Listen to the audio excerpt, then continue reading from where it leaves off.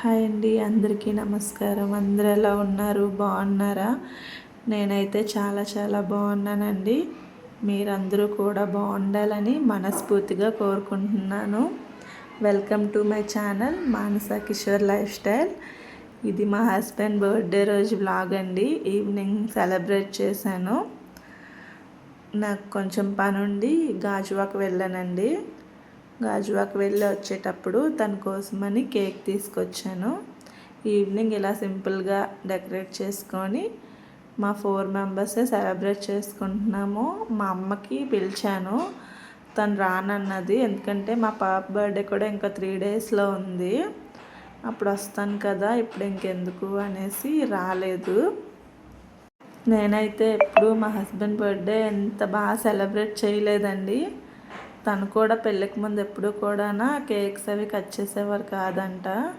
పెళ్ళయ్యాక మేము 3 times cake cut చేయించాము. ఇంకా లాస్ట్ ఇయర్ నాకు బాగాలేదు, మా తమ్ముడు కూడా ఇక్కడ లేడు, కేక్ తెచ్చేవాళ్ళు ఎవరు లేక నేను తెచ్చుకోను కేకు, నీకు బాగాలేకపోతే నేను ఎలా కేక్ కట్ చేస్తాను అనేసి కేక్ కట్ చేయలేదు. ఈ ఇయర్ అయితే నేను అనుకున్నాను సెలబ్రేట్ చేద్దామని, డ్రెస్ తీస్తాను అని చెప్పాను. మా పాప బర్త్డే షాపింగ్కి వెళ్ళినప్పుడు వద్దని చెప్పేశారు. నాకెందుకులే, ఇప్పుడు చాలా డ్రెస్సెస్ ఉన్నాయి కదా, పాపకైతే ఈ మంచివి అనేసి వద్దన్నారు.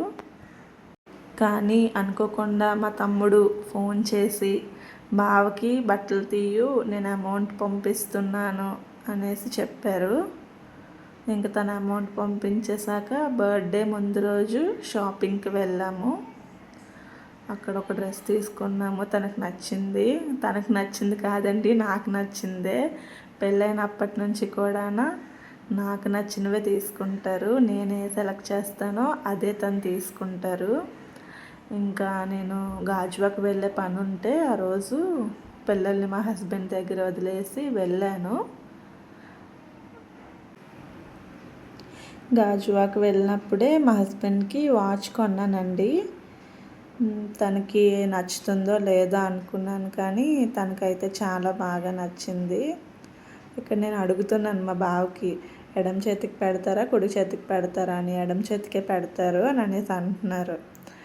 ఇంకా సెలబ్రేషన్స్ అయిపోయాక మేము కూడా డిన్నర్ చేయడానికి కూర్చున్నాం. ప్లెయిన్ బగారా రైస్ చేశాను, కాజు కర్రీ, సేమియా చేశాను.